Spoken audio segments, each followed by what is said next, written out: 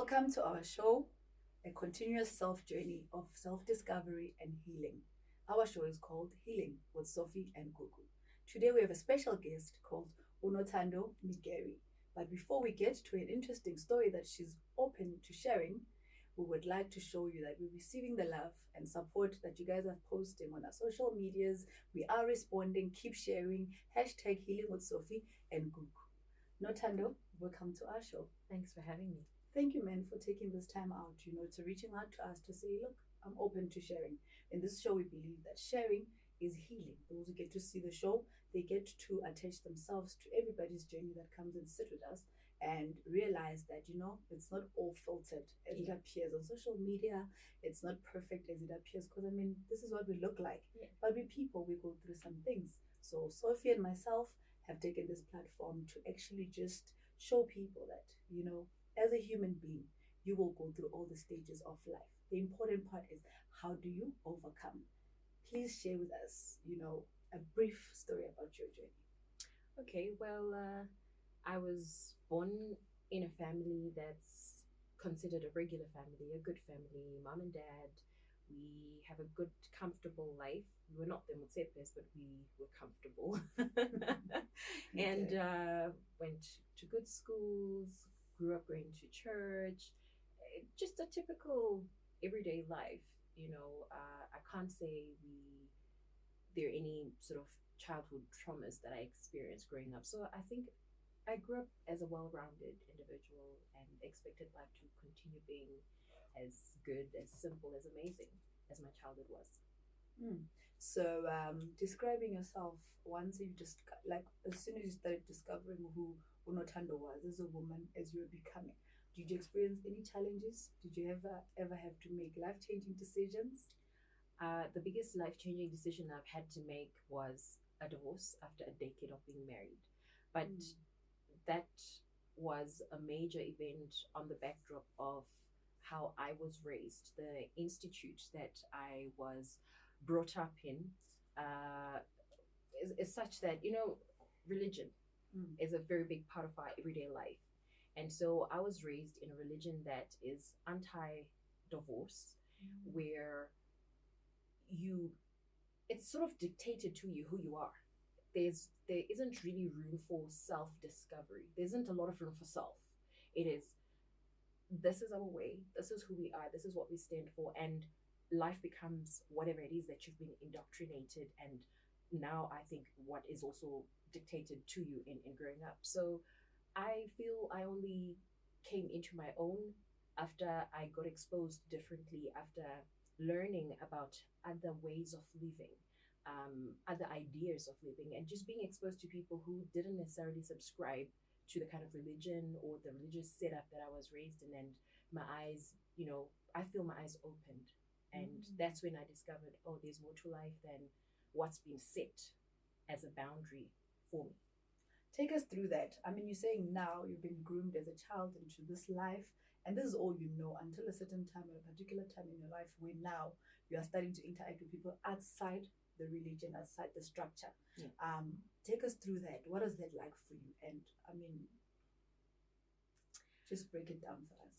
Well, firstly, I started meeting people who fulfillment was a big deal. People who didn't live a life of being dictated to, people who were free thinkers, whose thinking wasn't founded or modeled around just one specific sect or just one specific school of thought. It's just being free. The best way I can describe it is just freedom of thinking, freedom of expression, just free to be, freedom to feel. I think I was probably around 28, 29 when that happened, when I truly came into being Nothando as a person versus Nothando umdana ga elders, umdana ga sbanbani, or Nothando the wife of, Nothando the Sunday school memory verse, church going, all of those things, when I just became Nothando and it was sufficient. I was around 28 30s. So this upbringing, would you say it had a positive impact in your life and the decisions that you later made, or it had a negative? Because I'm hearing that you are almost the PK child where you are brought up under a church structure. Yes. So it's a church structure where your parents are playing some sort of role in this church, and these are their beliefs, and this is how, they'll bring up their child. And at 28, then you are like, wait a minute, there's another world. Would you say your upbringing had a positive or a negative impact? Like when you discovered, wait, what is it that said to you, no, this is different from what I'm used to? I mean, you're counting all the other things, like the people that you met had fulfillment and whatever. But with unothando, what impact did it have on you? Was it a positive one or a negative one? To realize, like, oh, the world outside is bad. You know how your parents will tell you, ngaphandle, it's not good. So for you, was that experience more like, I really actually want to go outside, or I'd rather just stay? I think it was there were some good things in there, but on the whole, I feel it was negative because the voice that spoke the loudest to me, funny enough, was not the voice of my parents, but the voice of the church. Okay. And it spoke to how, as a girl, I should behave, I should speak, I should look. There was great emphasis on the image of a godly girl. You will not wear pants, for example. You are groomed to aspire for marriage. That's the highest calling, the calling of being a wife, and the altar, as they called it, of motherhood and things like that. And so my life was, after high school, I will work a little, I will get some form of education, but I still need to be in a position where I am able to submit and I'm not a threat to a man, so that I get married, because getting married is key. And then after I've gotten married, I should immediately have children, and I should be a homemaker, and I should keep the home happy. I should keep my husband happy, and I submit to my husband, and I submit to his vision. And so there really wasn't room for, what does NOTHANDO want out of life? There never was any platform to even have conversations on, what do you want out of life, NOTHANDO, as a person?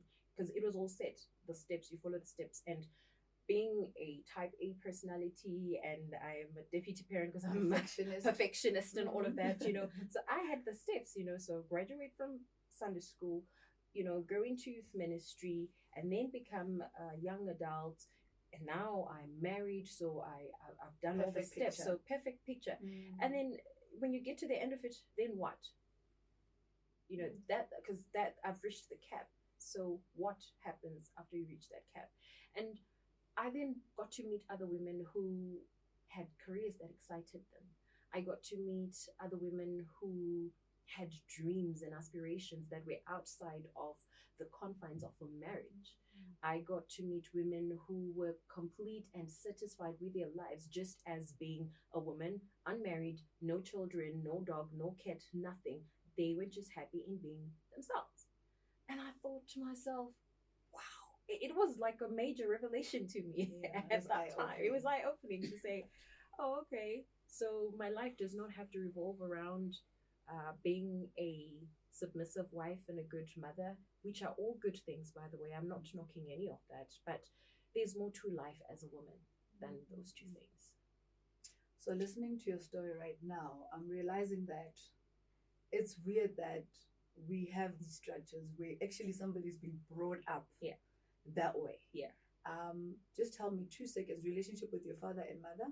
Was there no domestic abuse cases in your house? Was it like a perfect, a perfect home? Setup, so they reflected for you a perfect picture. Yes. Did you grow up wanting to just, be like your mother and father? You wanted the fairy tale. I wanted to be like my mom. I wanted to be like my dad.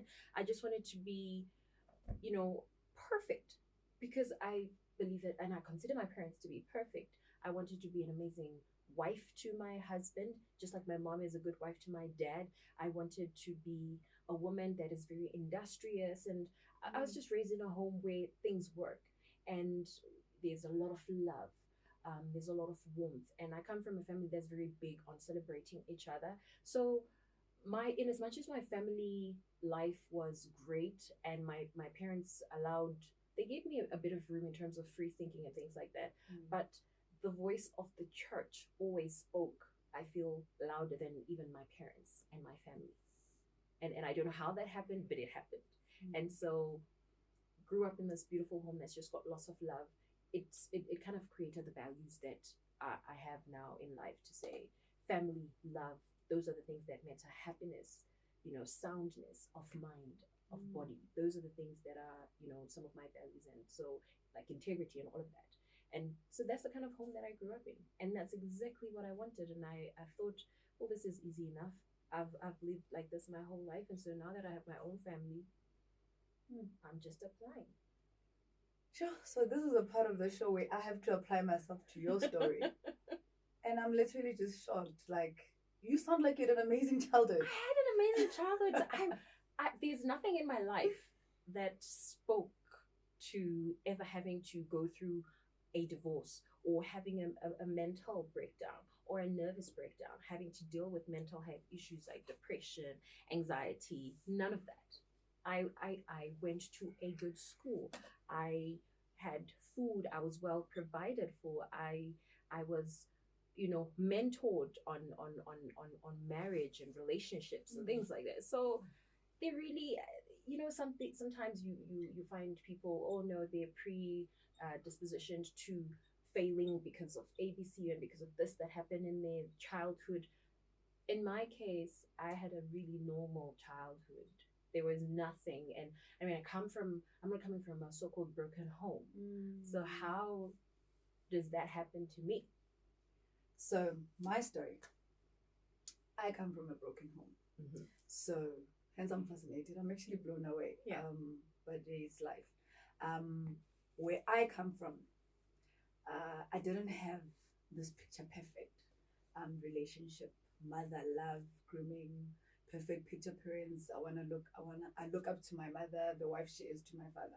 I didn't grow up knowing that picture. Right. So you can imagine that somebody like me growing up, marriage was never like a good idea. Yeah. It was never like, a property that's sold and that's worth my while. Because I think with a lot of us who come from broken homes, where yes, domestic abuse. I don't like that term, though. Broken homes. Can we find broken. something? No, broken. No, different setup. I'm actually very emotional about it. Like, I feel it's not broken.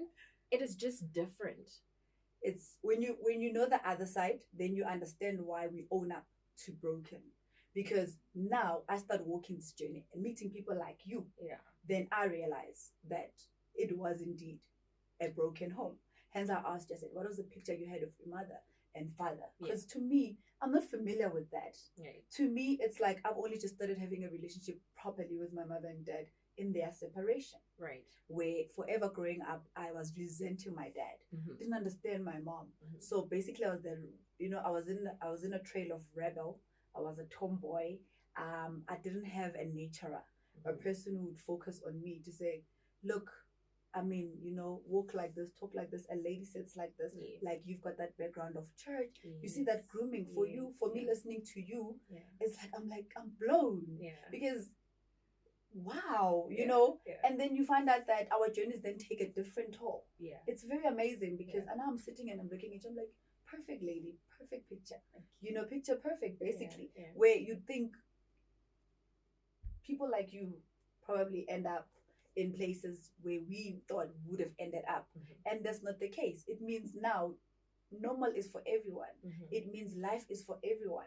It means either way, you have to live this thing called life. You have to experience this thing called life. Because then our journeys are different. But here we are. You know what I mean? And I'm just blown away by that. Now talking about your marriage, because later then you got married, and then you had kids. Please just take us through that briefly as well. How did that go for you, and where did it all go wrong? Where did it all fall apart? Right. I had a fairy tale wedding. I had a really beautiful wedding. I had a beautiful wedding ring.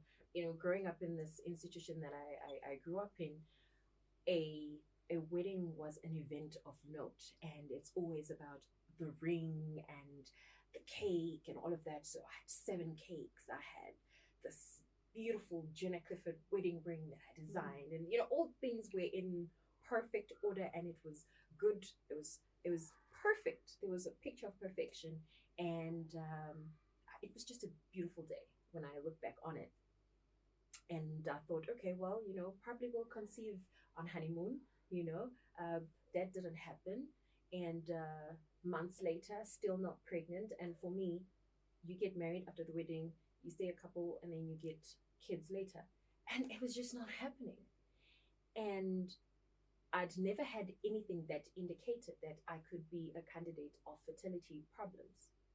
And when that happened, and you're on the best medical aid that money can buy in the country, and you go and you consult, and they poke you and they prod, and all these evasive things happening, and still no baby.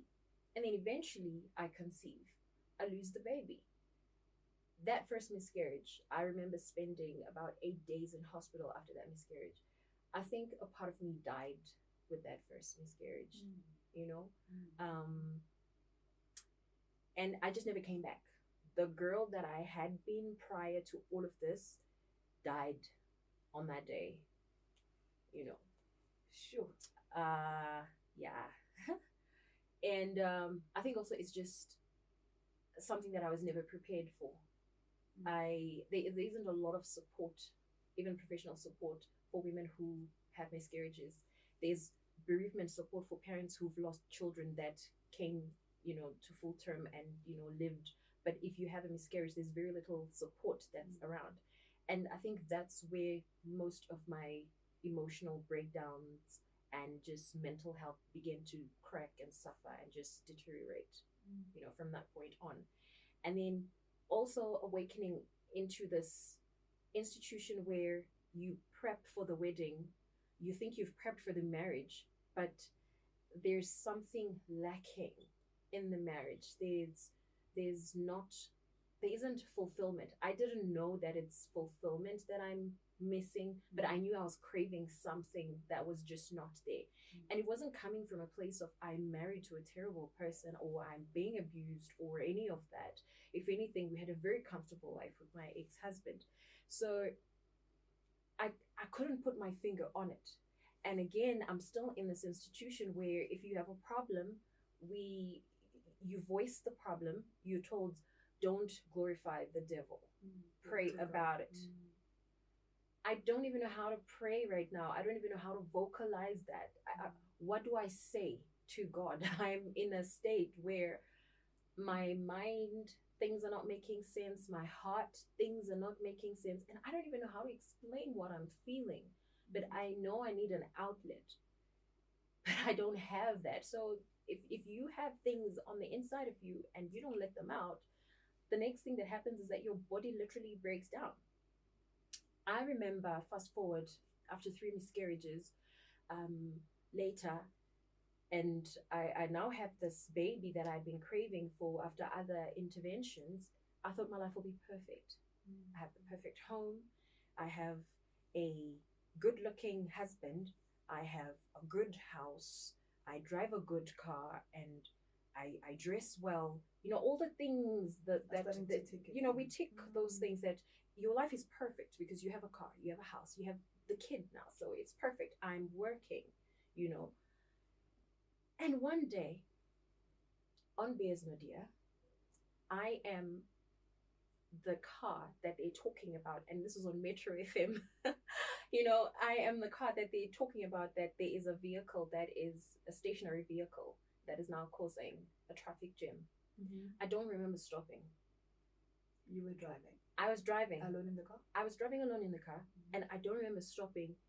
When I sort of came back to my senses, all I recall is traffic officer asking me to step out of my car, getting into the car, driving it to the side of the road, and asking if there's somebody they can call. That was my first proper breakdown. And it happened on the road. I was alone. I had had counseling and therapy before, but in all of those sessions, nothing had come through for me as anxiety attacks. I didn't know what that was. And at that moment, after being taken away, that's when it was discovered, okay, what just happened to me was an anxiety attack. And again, you're driving, the picture of it, picture this. I drove this this huge car. Mm-hmm. My hair is perfect. I'm wearing expensive hair. I smell good. I am a picture of perfection when you look at me. But on the inside, I was the most broken, to a point where even I didn't realize I was that broken. I was that in need of help.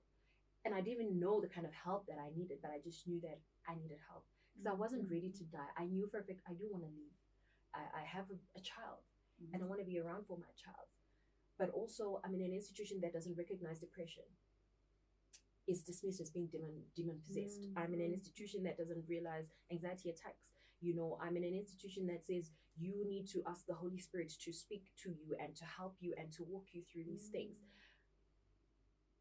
That, for me, is when I realized I needed to separate myself and just be in an environment that was an enabling environment for healing. And so I stepped away from that. And in stepping away from that, I was labeled rebellious. And I thought, okay, I am wanting to fight for my life, but I'm getting a label of rebellion. And it's a horrible label to have. And I didn't want that, you know. At this time, it still matters what image I project, because image is everything. It's very important. And in this church, I'm placed on this pedestal where I am an example to everybody else. And so there's now the pressure of, I don't want to let people down. I don't want to let these kids that look up to me down. I'm married to a PK. I don't want to let, I don't want to let them down. You know, their image is also important and it matters and things like that. So it made me even more depressed to think about and be considerate of everyone else around me except me.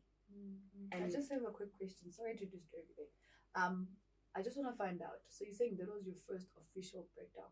Yeah. I just have these two following questions. What were the signs? Because I mean, if you could say it was a breakdown, it means it was a build up to this day. Yeah. You know, when you stopped and you were on the highway, it had been long coming. Yeah. What signs were there, do you think, that you would have identified as, I'm not okay, right, I need help, right, I'm not fine? And two, who was there, especially in your parents or in your circle of, the structure of church? Because remember, you're brought up into this, it's a support until this big wedding. Everything has just been pulling together, working together for the greater good. Right. But now things are falling apart. Who was there for you? So my parents have always been there for me. And one of the signs, I didn't know that, chronic fatigue is a thing. So I'd constantly call my mom and say, I just feel tired. I'm tired. I'm just tired. And so every other weekend, I'd go to my parents' place and they would take care of the baby for me and I would sleep. But no matter how long I slept, I just still woke up tired. I was longing for rest and I couldn't get it. I was longing for just feeling refreshed and I couldn't. So just constantly feeling tired. There are times when I would find myself crying in the pillow and I don't know why I'm crying. Nothing has happened. I didn't get bitten up. I didn't lose anyone. I'm not hurt physically, but I would find myself crying. I could no longer find joy in the things that used to give me joy. I was a trained image consultant. It was my job to make people look good and feel good. And that didn't give me joy anymore. And it's something that I had always been passionate about. I was losing my joy in simple things like cooking and just everyday stuff. I had no drive to do that. I didn't want to wake up. What do you think would have been the cause? Because I mean, you first immediately mentioned the fact that you had anxiety in terms of just stressing about conceiving immediately after your honeymoon. It took a while. Yeah. And then when that started happening, then there were miscarriages. Yes. What was the problem when you now sit and think? Was it your marriage, or was it the fact that you were having miscarriages? Like you said, your first child, I mean, I was sad to hear that. Like, I don't picture anyone going through that. Yeah. When you put it in words like, I felt like I died with that child. That's a big statement to put out there, because now if you're saying you can declare that you died, how are you carrying on? How are you living the rest of life? So what was the major cause? I'm just trying to see where was, the problem, and did you ever discover?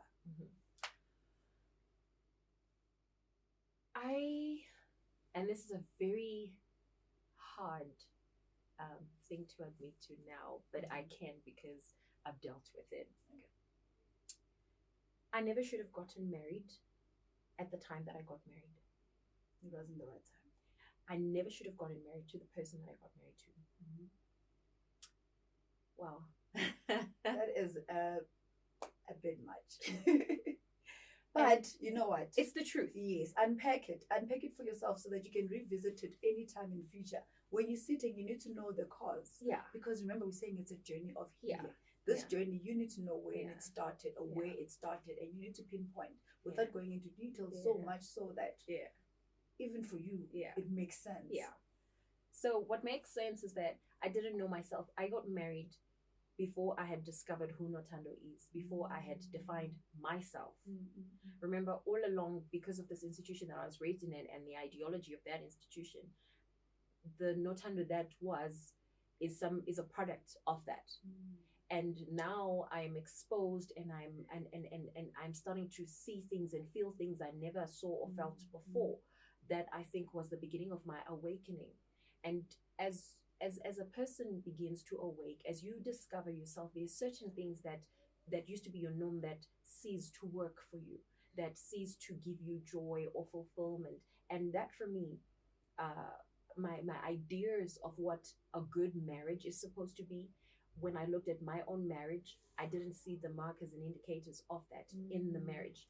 I saw a technically sound marriage, but I didn't see a relationship that was warm, that was intimate. And there are certain things, between him and I that just were not working.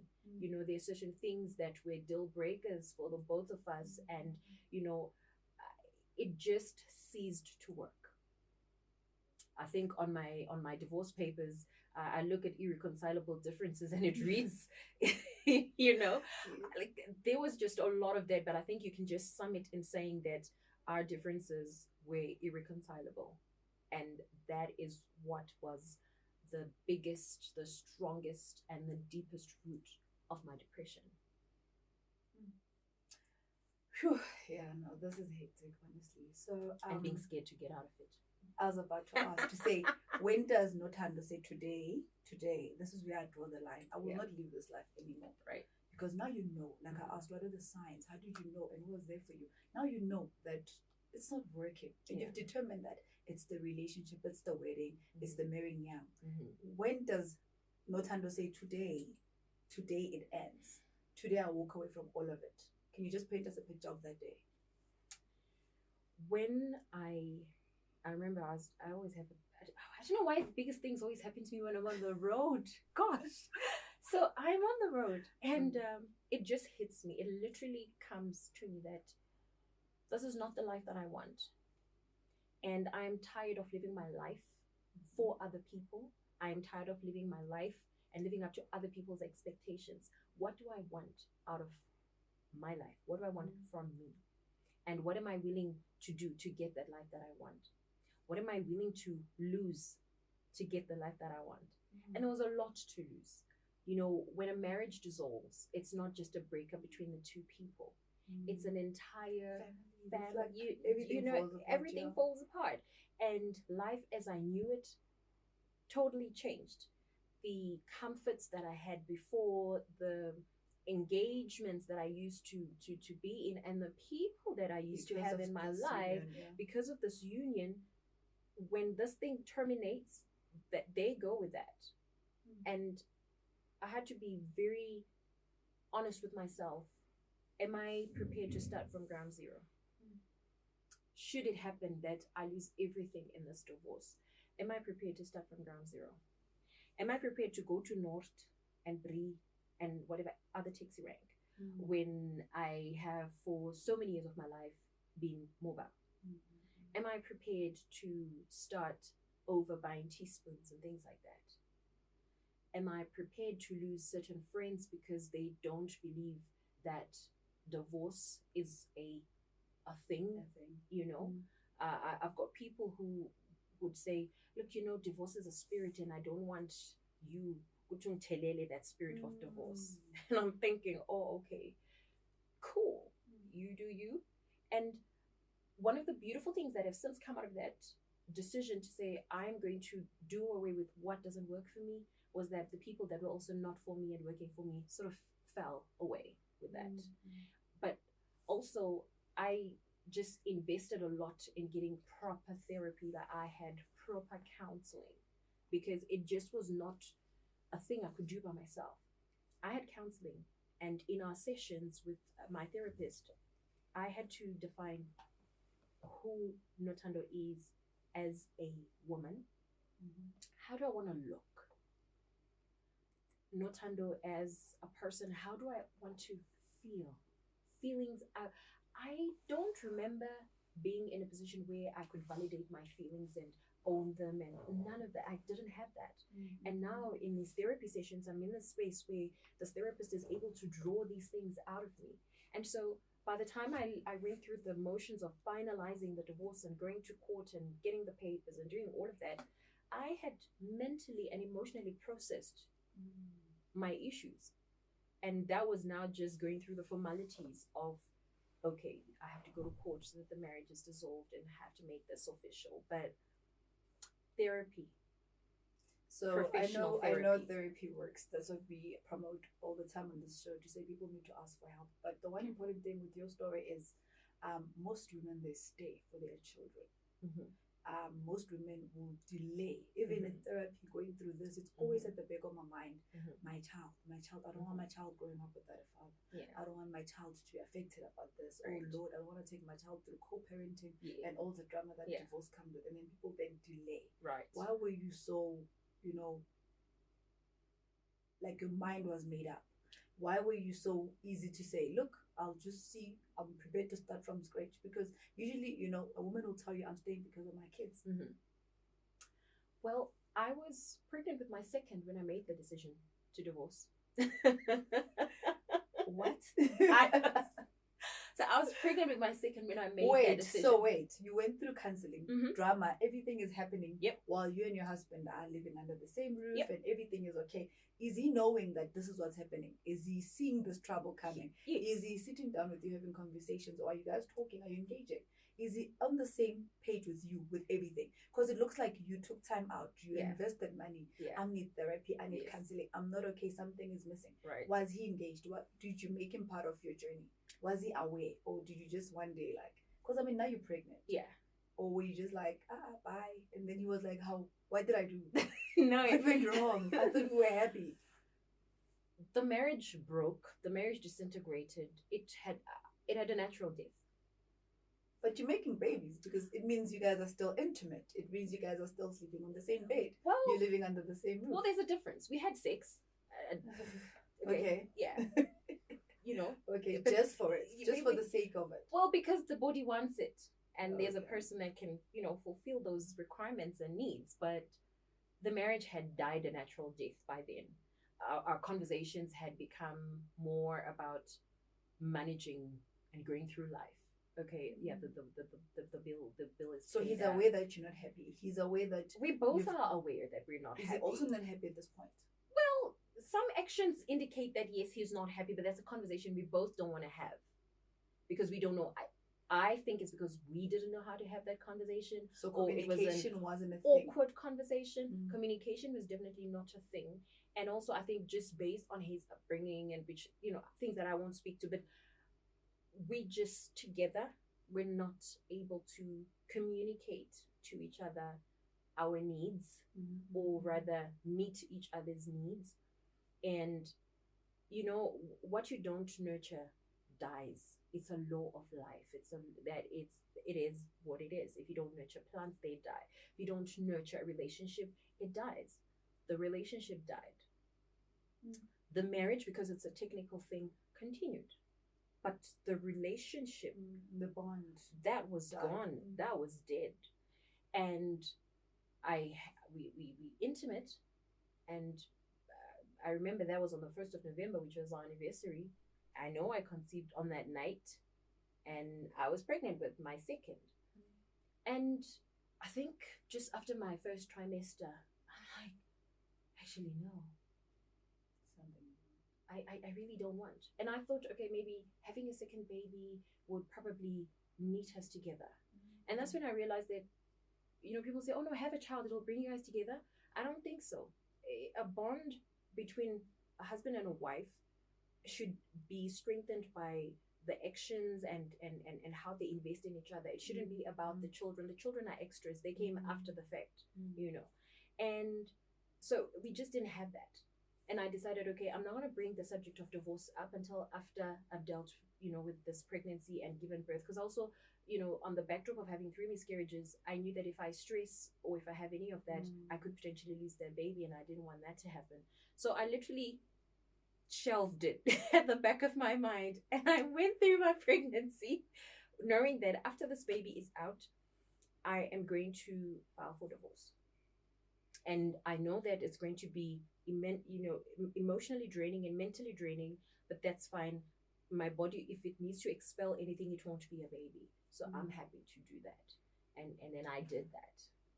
So now I'm seeing two things that became to this one point where we are now. You said in the beginning again, you were brought up in this structure. You were taught, you saw the perfect picture. Yeah. You were groomed, you had the support. Right. Why was divorce the first thing in your mind? Why was divorce, why was that the only solution that you had? Yeah. Like, because remember, for somebody else it's a different story. Yeah. They can count so many things that happened in their relationship. Not that another one is more important than the other one. But for you, somebody who's seen as or brought up as divorce being a taboo, basically a sin. Why was that your go-to place? Why did a woman like you not, take it, submit and pray on God and wait on God, to just make it right? Because, this is what you are taught. This is what, remember, if you're exposed to new people, new outings going on, those are little things. Yes. They cannot take away the teachings. The Yes. teachings, they stay with you, they groom, they make the woman that you are. Right. Why did that be the first decision that you make? After doing all the types of fasts, the Esther fast, the Daniel fast, the you name it, I did it. I did all of that. I bought books. I prayed. There's not a thing that I didn't do for the marriage to work. Tried the whole date night, romantic things and all of that. We just were not there. We're great people, just not great together or for each other. And one thing that therapy does for you, if you have good therapy, is it brings out ugly truths. My ugly truth from therapy was that this is not the person that I want to be. And I had become a person that was just staying there because I did make a commitment to say I'm going to be there and I'm with this man who could be better off and with other people, and we were not good for each other. And so I also didn't want to spend the rest of my life miserable because I said I do. And I was miserable. The thing that was bringing me misery in my life, unfortunately, was that marriage. It just made me unhappy, for so many other reasons. But also, my values, my deal breakers, I told myself, I made an oath to myself to say that I will always be happy. My happiness is important. Happiness is a thing for me. Integrity, loyalty. I'm such an emotional being. I want to relate to people that feed me emotionally, and I didn't feel that emotional feeding. I didn't have an emotional connection anymore. It just was not there. And when I look back in hindsight, I'm thinking, was there ever an emotional connection, or was it because it was the most logical spiritual thing to do because of the remember I was in, when you're institutionalized, a lot of the things that you do are not necessarily coming from you, but they're dictated in very smart and intelligent ways. They're whispered in the ear, and then you actually think you feel something, but actually it's been whispered to you, and you've been gently nudged in a particular direction. I mean, when my ex-husband and I got married, we didn't date for long, and in the year that he proposed, he paid lobola within 3-4 months, and in about 9 months we already had the wedding. And so it was signed, sealed. So there wasn't time to really get to know the person outside of the brother in church that comes looking perfect. Now I have to live with this person. Do I like the person that I am when I'm with that person? Do I like, is this what I signed up for? It wasn't. And so I had to exit. And you brought up how some people stay for their children. I believe that, you are a good parent when you're mentally sound, when you're emotionally sound, when you're physically healthy. You are a good parent. You're a present parent. See, there's a difference between you being in the same physical space with me Mm. versus you being invested Present. in me, Being present. yeah. And I was not a present mom because I'm depressed. I have to take meds to feel better. I didn't want that. Mm. And my kids certainly don't deserve a mother that needs to take meds in order for her to be happy. And so I did what I needed to do to make me a happy person, So that your to kids make can be me happy. feel fulfilled. Mm. Was it a hard decision? Absolutely, yes. Do I regret it? I don't regret the divorce. I just hate the effects of it, but I don't regret it. I absolutely detest the effects of it, but I feel that I'm a better mom. I'm more present and I'm a happier person. Sure. Thank you so much. This is very intense. Like, wow, you're already speaking like you're like in your 40s. You've gone through it. Like, you just took it, you rode it, and here you are. Yeah. Please, just a quick word of advice to women out there who have been going through the same thing and who've experienced the same thing, or who are currently are in that situation who didn't know that help, and where is help available? What is your advice in terms of a woman who's stuck in a relationship now, depressed, but she doesn't know the signs or whatever that she may be going through? Our plates are not the same. Yeah. What would your advice be? Don't be afraid to change your lifestyle because a lot of people stay in relationships that they shouldn't be in for a very long time because I'm used to the big house and I'm used to the big car and I'm used to the medical aid. You can go to a government hospital. You can take a taxi. You can live in a smaller apartment. You can just dress in the not so expensive clothing. It's okay. Be okay with that. You can live a life of not having, 3 holidays in a year. Don't be afraid to seek help. It's not a sign of weakness. If you need to speak to a professional, get help from a professional because you make better decisions when you're sound mentally. In any case, you make better decisions when you're happy, when you're healthy emotionally, and you make rational decisions versus making emotional decisions. Don't worry about the image. It's not about we look good together. Do you live well together? Are you happy together? Those are the questions that you want to be asking yourself. And it's never too late. I mean, I was married for a decade, and sometimes people feel that 10 years is a lot or 20 years is a lot. Your life is so important that That's you true. need to just even if your happiness is going to be for one day and then you die the next, that one day of happiness is so important. That's So don't be afraid to start over. You can say, oh, but I'm 45 years married and my kids, I've got grandchildren. Are you happy? Mm. Are you sound? On that note, yes. Ladies, are you happy? Gents, are you happy? Are you sound? Yet again, it proves that help is very important. I mean, the only thing that can get you out of that situation is you speaking out. It's you knocking on that door once again. So don't be shy to reach out. Go to a safe place, call that number, get help. Thank you so much, Nothando, for an amazing story. Thank you for sharing with us. I honestly am blown away still. And you know what? Stay strong. Keeping on. You sound like you've got it together, but please have it together. Thank you. This is just sister love that I'm passing to you. You can do it. Anything that you set your mind on, nothing is impossible. Life is for the living. Thank you. Thank you so much.